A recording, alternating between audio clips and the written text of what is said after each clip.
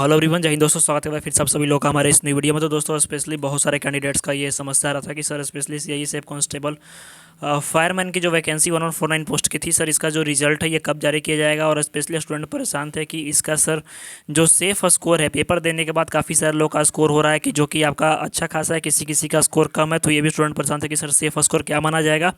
साथ ही साथ इस पेपर में नॉर्मलाइजेशन होंगे कि नहीं होंगे, क्योंकि इस पेपर में दोस्तों हुआ क्या है कि आपके एक दो क्वेश्चंस जो थे, यानी आपके जैसे शिफ्ट वन का अगर हम बात करें तो शिफ्ट वन में आपके एक क्वेश्चन दो क्वेश्चन जो था ये कि थोड़ा सा उसमें गलती है, ठीक है। शिफ्ट टू में भी आपका 3-4 क्वेश्चन गलत बताए गए हैं। और शिफ्ट जो थर्ड है आपका, शिफ्ट थर्ड में दोस्तों आपका क्वेश्चंस का जो लेवल था थोड़ा सा टफ था comparison to first and second, ठीक है। तो ये सारा चीज़ स्टूडेंट के मन में चल रहा है, क्या नॉर्मलाइजेशन होगा, कितना मेरा स्कोर कार्ड आएगा, क्या बनेगा क्या नहीं होगा। तो इन सारी चीज़ों के बारे में जानते हैं यहाँ। सबसे पहले चीज़ दोस्तों कि जो भी कैंडिडेट्स परेशान है इस चीज़ के रिगार्डिंग कि सर जो ये पेपर हुआ है इसका रिजल्ट कब तक आएगा। तो ध्यान रखिएगा दोस्तों कि इसका जो रिजल्ट है वो जल्द से जल्द जारी किया जाएगा, कमिंग सून, ठीक है। जल्द से जल्द आपका मिनिमम यानी जो चांसेस है, आपके मैक्सिमम चांसेस है जो आपका रिजल्ट आने का बेसिकली इसी मंथ में है, अक्टूबर के लास्ट यानी अक्टूबर 25 तक दोस्तों जो आपका रिजल्ट है वो देखने को मिल जाएगा। हो सकता है कि दशहरा से पहले आपका रिजल्ट जारी कर दिया जाए, क्योंकि उसके बाद क्या है कि आपका जो सीआईए सेफ कांस्टेबल आपके एसजेडी, ठीक है, एसएससीजीडी के तहत जो कैंडिडेट्स भर्ती हुए थे सीआईए सेफ कांस्टेबल में आपके जीडी रिक्रूटमेंट के तहत, तो उनकी भी ट्रेनिंग आपकी 15 अक्टूबर से और 21 अक्टूबर से स्टार्ट है। तो हो सकता है कि आपका जल्द से जल्द करवा करके इन दोनों के साथ में ही, यानी इनकी जो बेसिक ट्रेनिंग है, क्योंकि दोस्तों फायरमैन की भी जो बेसिक ट्रेनिंग होगी वो सेम टू सेम एसएससीजीडी के कंपेरिजन में होगी।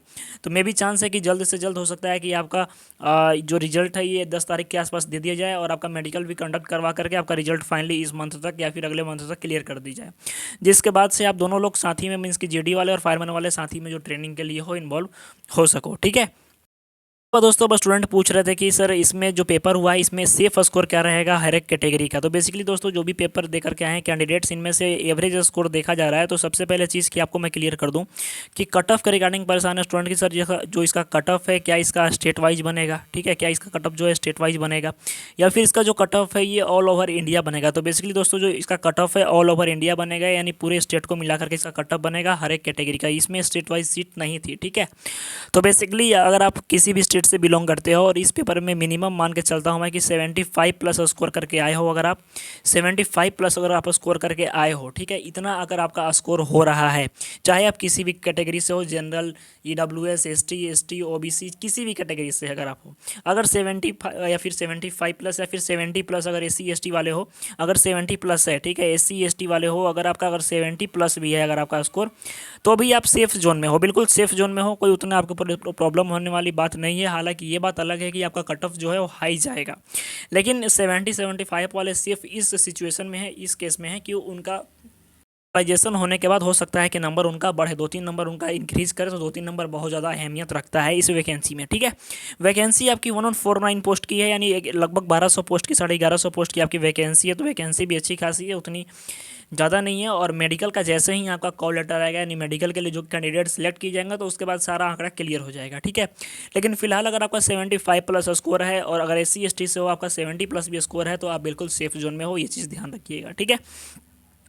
अब तीसरी इंपॉर्टेंट चीज़ की जो स्टूडेंट परेशान थे चीज़ करिए कि सर क्या इसमें नॉर्मलाइजेशन देखने को मिलेगा या नहीं मिलेगा। तो बिल्कुल मिलेगा, क्योंकि आपका जो एग्जामिनेशन हुआ है, ध्यान रखिएगा ये पेपर आपका 100 मार्क्स का हुआ है। और पेपर में आपका जो ओवरऑल जो एग्जामिनेशन देखा जाए तो बेसिकली एग्जामिनेशन का अगर सारा रिव्यू ओवरऑल सारे स्टूडेंट वगैरह से लिया गया है, तो बेसिकली सामने निकल करके यही आया कि आपका जो पेपर था ये उतना टफ नहीं था, यानी एवरेज हम कह सकते हैं कि एवरेज था पेपर, आपका एवरेज था पेपर।